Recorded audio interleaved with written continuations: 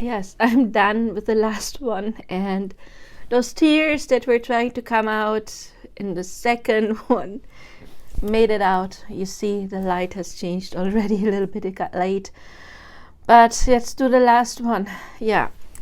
Okay, so let's react, me as a twin flame coach, to the last episode of the Netflix documentary Escaping Twin Flames. And this is the third episode, Up in Flames. If you want to watch the other videos, then you can find them in my YouTube channel, of course. But yeah, let's talk about this episode.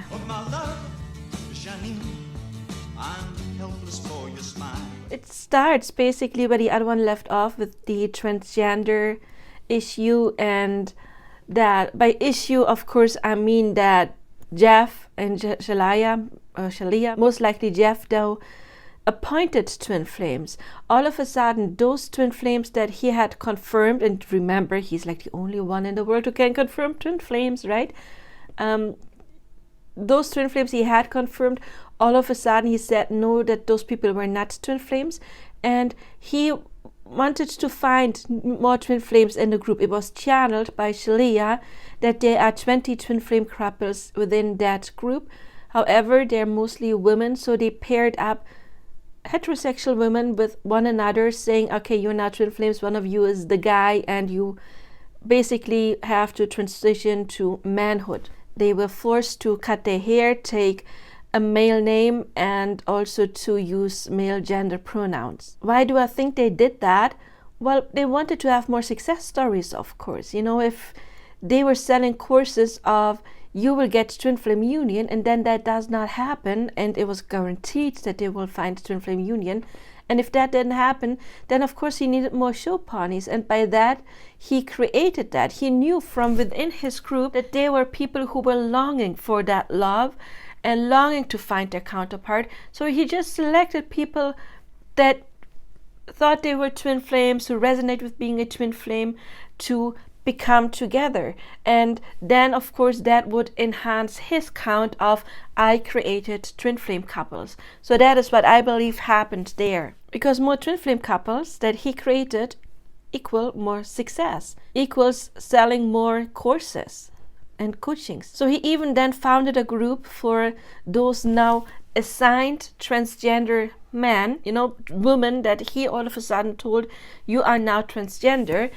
and he formed a group with them in callings in order to help them accept their new identity, their male identity. So that is brainwashing. We cannot use another word. That is brainwashing. And that is not how being transgender works. I mean, I'm not, obviously, but I had been friends with somebody who is, and he told me that he knew from very little on, he always knew since he was a child.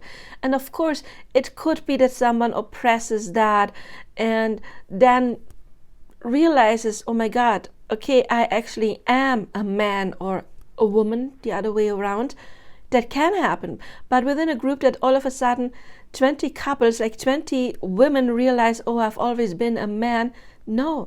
And one of the women was asked by her mom, did you really think you were a guy? Is that what you resonate with?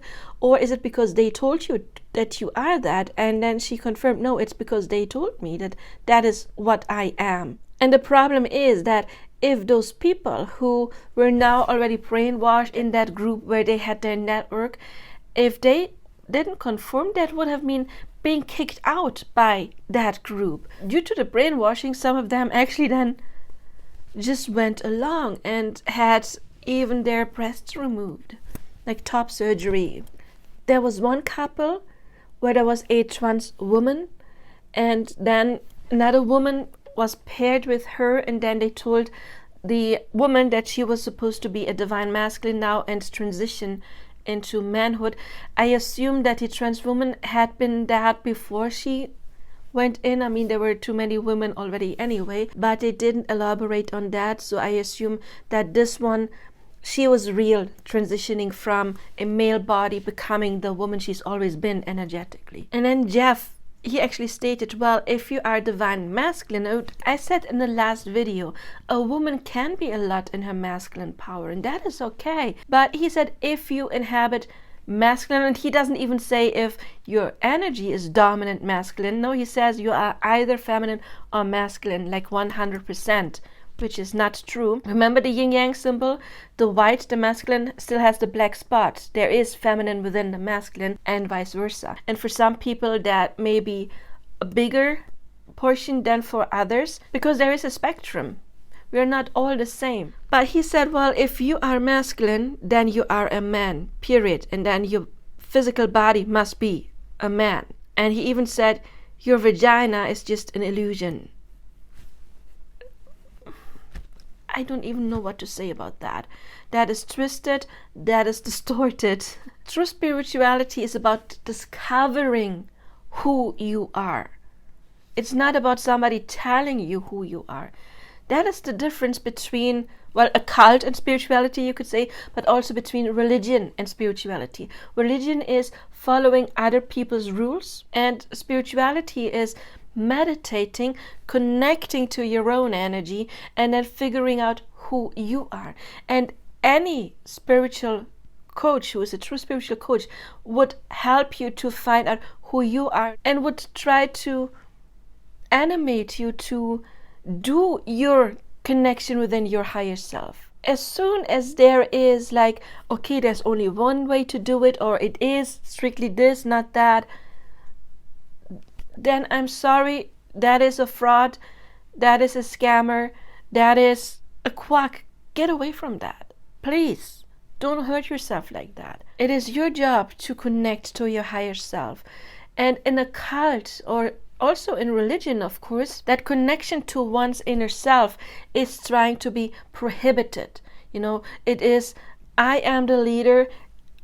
As Jeff said, he is the Christ. He is now new Jesus.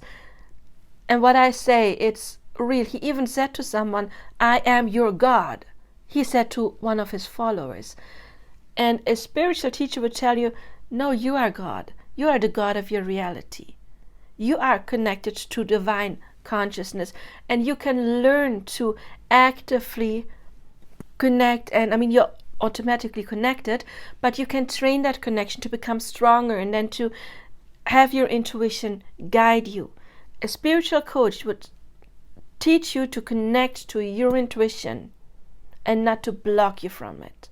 Very important. One thing that I had learned about them a while back was that they were supposed to have a child, and that child would be their third twin flame. And I remembered thinking like, oh my God, no. And they thought that their child was the only really awakened or most awakened child in the earth and would never have a spouse or sex. Their child would only be allowed to have sex with God and would know how to please herself, and that child would be a girl. And then they actually did the IVF to make sure that it would be a girl.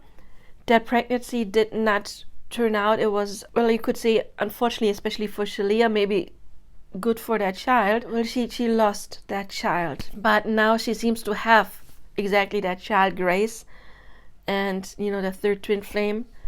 Maybe it's like the fourth, because the third decided to stay in the spirit world and not come down. And now that it's there, I don't know if they're now trying to sell it like this is the same soul that didn't want to come a couple of years back. I have no idea.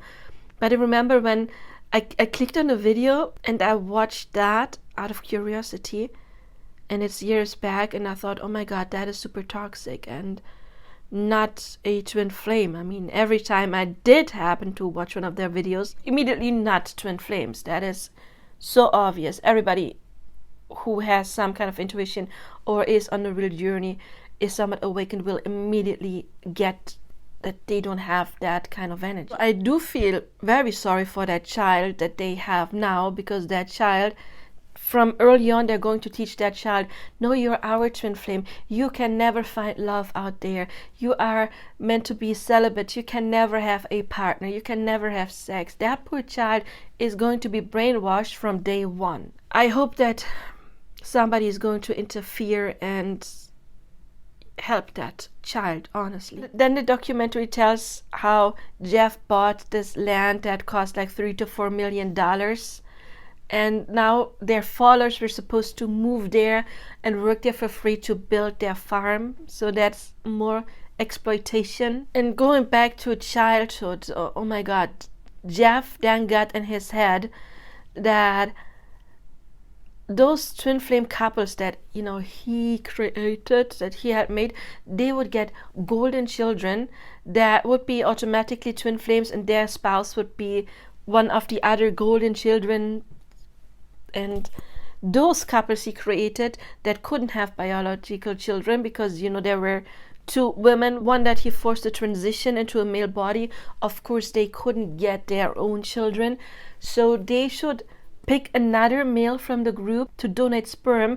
But then he decided that he would be the one who chose whose sperm would be given to what woman to create a child. So that reminds me of like Hitler, who was trying to build this race of the blonde Germans, and that is just sick. It's just sick. And again, it has nothing to do with spirituality. It has nothing to do with twin flames whatsoever. And I'm sick that this documentary Escaping Twin Flames, that the term twin flame is even associated with something like that. That is not what twin flames are about. Not even 1%, not even a little. Like zero, nada, no. Some of the people more and more woke up and realized something was going wrong here, and then Jeff made them write essays about why he's not a cult leader. And they were like calls, like Zoom calls, that were lasting almost 24 hours and ended only when that person was like, okay, you're not a cult leader. Coercing, brainwashing has nothing to do with spirituality, has nothing to do with twin flames. I'm seriously upset. I think you can tell that is something else. I don't even know what to say. And then Jeff even decided to enrich himself even more, that now they would take 50% of all the coaches' income. And that is also 50% is quite a lot, which also shows that he doesn't even care about his followers. This whole thing, it's not about spirituality, it's only about money in his pocket and his God complex, like being Jesus. And we do have this professor, this gender specialist, talking about what happens there. It's not typically how a transgender person finds out that they're transgender. They don't do it like this. And just like this has nothing to do with the typical transgender, and he specifically said that it shouldn't be associated with what they're doing. Twin flames should not be associated with what Jeff and Sheleia are doing, the twin flame universe is doing, those coaches are doing. It has nothing to do with twin flames. No one can assign a twin flame for you. No one can confirm a true twin flame connection to you. Please avoid psychics who think they can, because, for example, I can see traits, yes, and then I can say, look, those are signs of twin flames, because there are signs that would hint it. Please read into it. I do have the video of 20 signs of a twin flame connection. You can watch it and then see how you resonate. Ultimately, it is your inner knowing. It has to come from your inside and not somebody on the outside telling you. Me as a coach, I can show you patterns. I can do that. But I would never say, this is your twin flame. Not in a million years, because I could be wrong and that could create major chaos. There is so much negative energy connotations with what people think are twin flames. It's abusive, so it must be a twin flame. There's running and chasing, so it must be a twin flame. They don't want you, they reject you, so it must be a twin flame. They're already married, so it must be a twin flame.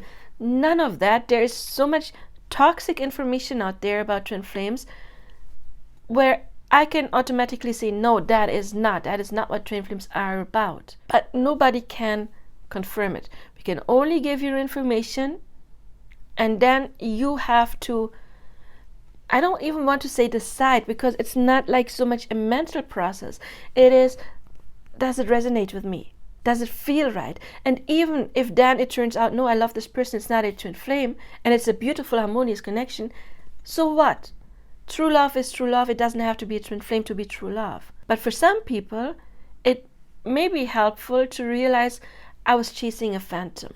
Well, the last part of the documentary was about the mothers, of course, whose children were in that cult, trying to help their children, trying to gather information, and more of those, like twin flames members waking up and escaping the cult. So it was nice to see that some people did wake up, but I don't know how many people that Facebook group of theirs still has.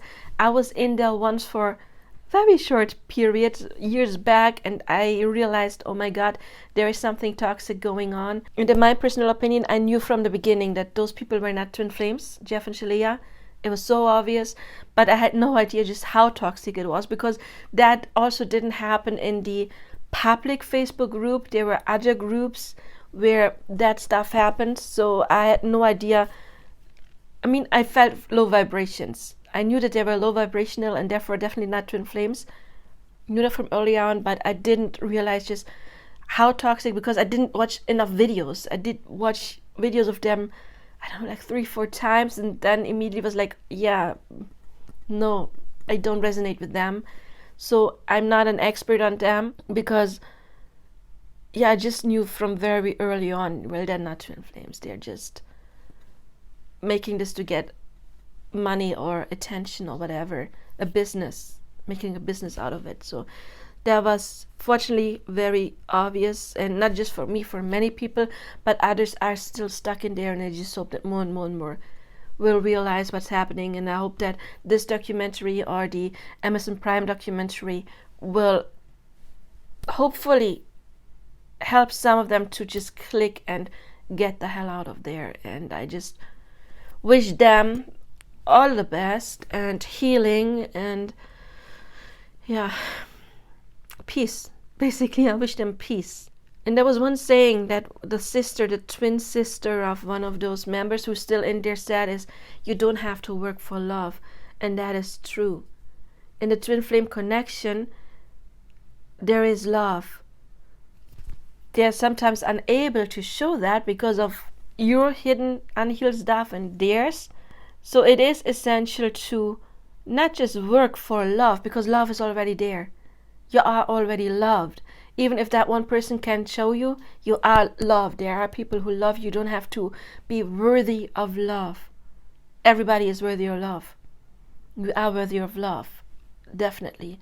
But sometimes we do have our programs that block it, and then we do have to reprogram that in order to be able to attract somebody who can give us the love. I don't want to say give, because it's not about giving. It's about reflect the love back to us that we have within ourselves. So that is the work, to make peace with yourself and stuff that has happened. But you don't have to work to be worthy of being loved. You already are worthy.